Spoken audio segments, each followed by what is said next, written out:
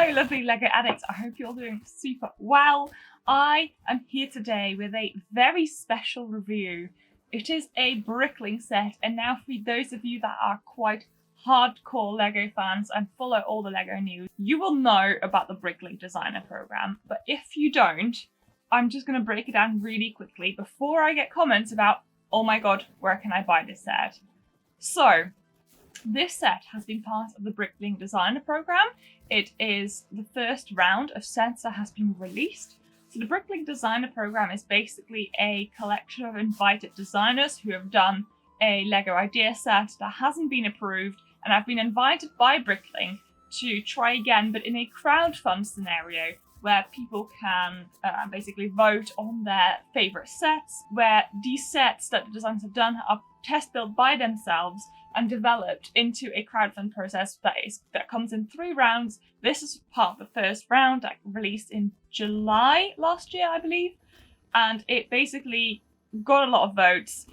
With votes, I mean essentially when these sets released, people could pre-order these on the Lego website, and this got funded really quickly, which very much showed how many people wanted a medieval set, and I'm here to talk about it. So if you are like, oh my god, this set looks amazing, where can I get it? Sadly, you could only get it on Bricklink at that time in July. Basically, we pre-ordered it then and it shipped out to Europe anyway in December last year. So we got to build them, but you can't buy these again. Now, these are available on the secondary market, but they are going for sort of double what these sets went for originally. So I bought this set directly from Lego. I was lucky enough to happen to be there at the right time, and I bought this for £133, but if you're going on the secondary market on eBay and stuff at the moment, they go for so much more, which is kind of a shame. So why did I decide to review the set now? I think it's going to be a really interesting breakdown of a set, of a program, and also I really just wanted to talk about what Lego can improve, because this is essentially designed by somebody that doesn't work for Lego and therefore approaches designs of sets differently.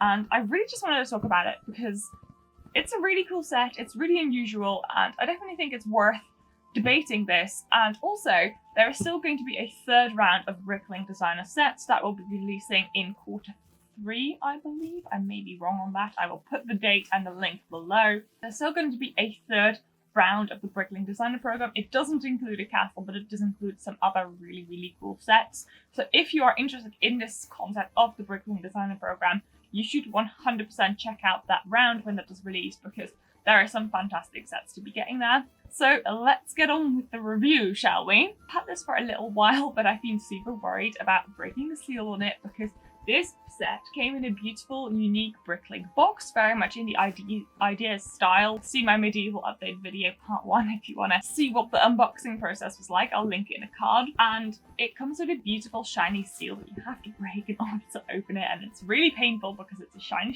sticker and you're losing money by essentially breaking the seal. And then you get to this fantastic looking set. Now, it came in a lot of separate bags. It was really well packaged. But the big difference between this set and the Lego Bricklink Designer Program and normal Lego sets is this doesn't come with paper instructions. So instructions for the set are available on the instructions app that Lego has made, which is very good, by the way. But even on the app, the instructions aren't quite what you would have expected. They are sort of made in a 3D scenario. It tells you what bricks you need, it tells you how to attach them, but then you can look at the set in 3D, and I have some footage of that to kind of illustrate this point. But for me, it was the first time I've used a 3D build thing. I know that they're doing it for other sets, but it was my first experience of that. So this set both came with no physical instructions, which I as a person tend to prefer, but also it had 3D instructions, which both was nice and not so nice. We'll get to the criticism later. And I think at the end of the day, there is a absolutely fantastic little set here. Well, little. It's not that little. That was very good value. When they announced the Bricklink Designer Program, I was very much expecting the sets to be really expensive, and I do feel that round 2 in comparison was more expensive than round 1, but I found that this at £133 was incredibly well priced, especially if you compare it to the 3-in-1 castle for £90 that's currently out. This compares really favourably and is obviously fully modular, whereas the other one isn't, so it's a very interesting price comparison for sure. Also, because Bricklink is now owned by Lego, all of the actual parts are new official Lego parts. Everything is just all like a Lego set. The only difference is the look of the box and the lack of physical instruction. I do have to say right off the bat though, that this set looks better in person than it does in photos and videos. I have always been slightly apprehensive about this set because of the lack of symmetry. I'm a huge sucker for symmetry, so they kind of have a balance to them. I think from an architectural point of view, that's just what I prefer. This one in pictures never seemed very balanced to me because there is a lot of odds and ends and odd angles that aren't replicated on both sides. I think it's partially to do with the interesting angle that this is on, but also obviously they've done this because they tried adding a lot of play features into this. So this set just has a fantastic attention to detail. Every corner has been thought about. It really pleases both children and adults, I feel, because it has the completeness, everything's enclosed, fully tiled floors, all of that kind of stuff, but at the same time it also has the play features and the ways of opening the building so you actually can play with it. And I think that's just a fantastic thought of the designer to make this sort of appeal to as wide an audience as possible. So let's just really quickly break down some of the features. So we have a drawbridge door that you can secure in place for the front door of this castle. Then the roof lifts off so you can look inside the castle from the top if you wanted to. It's partially, I think, the way that it lifts off so they can lower down the actual drawbridge, but it's also a really fun play feature. And both of the sides open, and there's plenty more little things that move. There is a trap on the ground floor of the castle. The back of the castle opens so you can access its interiors. There is a cave, and the cave on the side of the castle opens up so you can see this little bed that's underneath. There is a lot of lovely details that have been thought about, and I really, really appreciate that. There's even a little, like, secret entrance into the castle through the fireplace, which can lift up. So again, this is what I mean with there is the details for the adults and the complete interiors, but also the play features for kids. So it's a bit of both. What I also really found with this set is that there's a great amount of amazing accessories. So yes, you only get 5 minifigures with this set, which I think is plenty, and they are all really nicely different and fun. But actually within the set itself, you get a lot of like extra spears, extra helmets, like shields, all of this stuff. Now, you will have seen that I have not applied the stickers to this set yet. That is partially to do with the fact I'm going to actually be modding this to put it into my castle medieval area, and I don't know how much I'm going to have to be modding in order for it to fit, so I didn't want to apply the stickers just in case I wanted to like use them like elsewhere. Some of the stickers included, like the shield stickers, are based on actual printed shields that have been out before. My absolute favourite bit of this castle is this side detail here. So if you're looking at this little build here, I really love the tree on this side. It's a fantastic way of building it. And then also I like that the roof ties in with the medieval blacksmith. So it's similar but not the same. So it can really fit in the same like world, I guess. It ties in with that way. And I think I like this one as well because it's really sort of symmetrical, which is what I was lacking in the general castle. It's such a lovely little build. And the way it's attached to the castle is really cool as well. Really like this little build in particular, and I really think I'm going to keep this as intact as I possibly can in order to add it to my city because this is just super beautiful. Overall, I think the design has been really fun.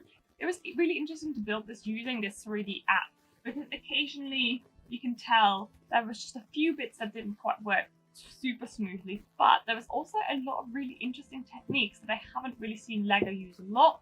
So there's been some stacking of plates in order to create more of this contrast between all the different colours to create sort of a more old looking world. There was some attachment things that I don't think Lego would use very much. There was some sideways building.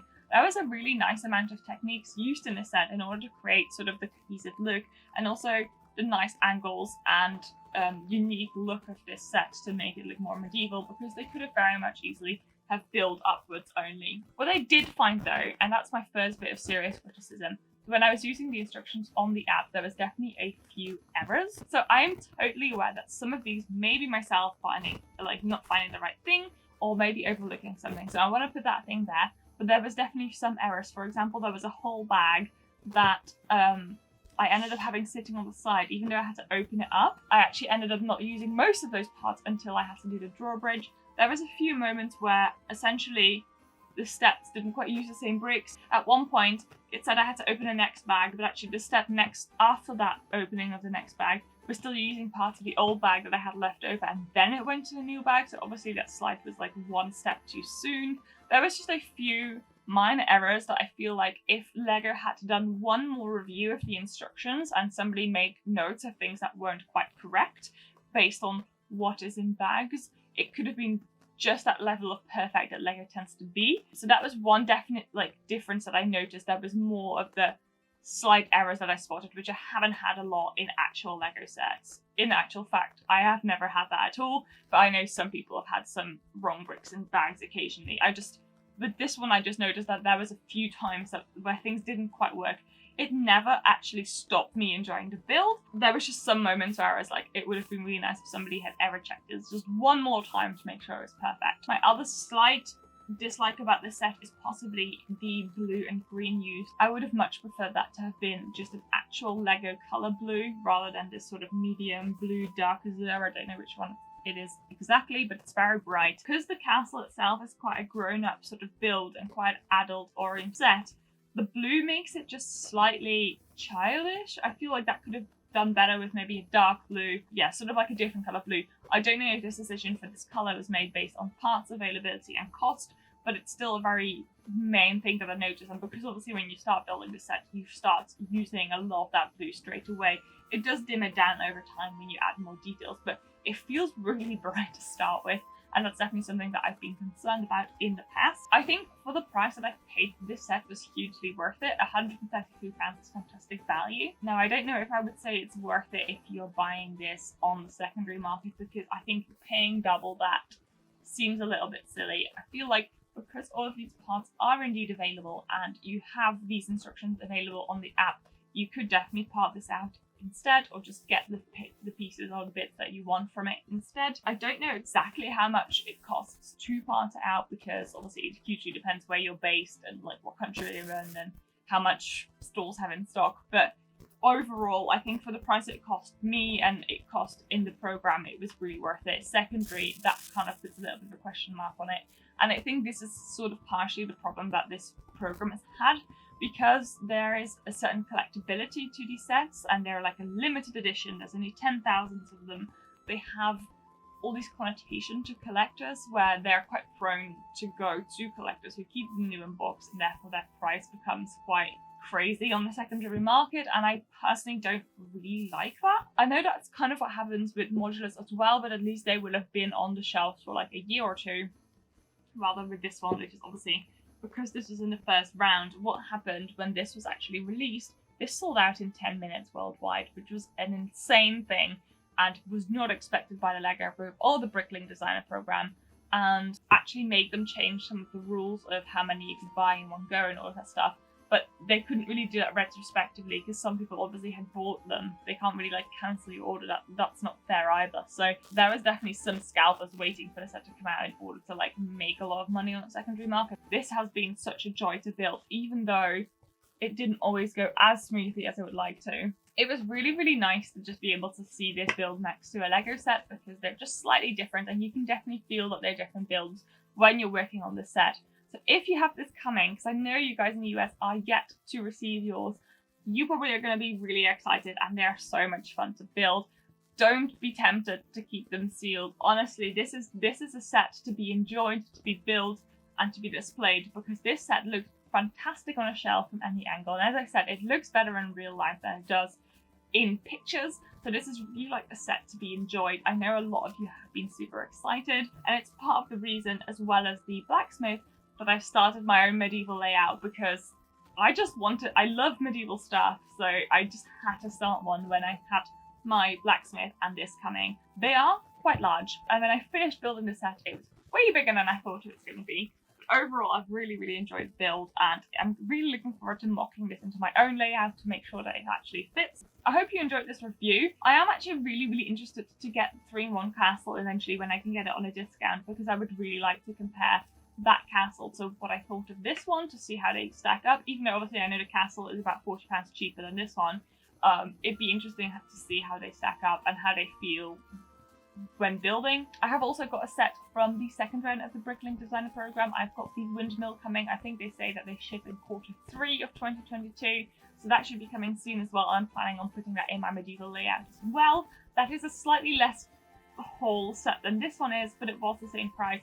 And I'm definitely planning on doing a review of that set when I have it. But let me know if you managed to grab any of the Bricklink sets when they did come out. Are you looking forward to the third round of the sets? Is there anything you have your eye on?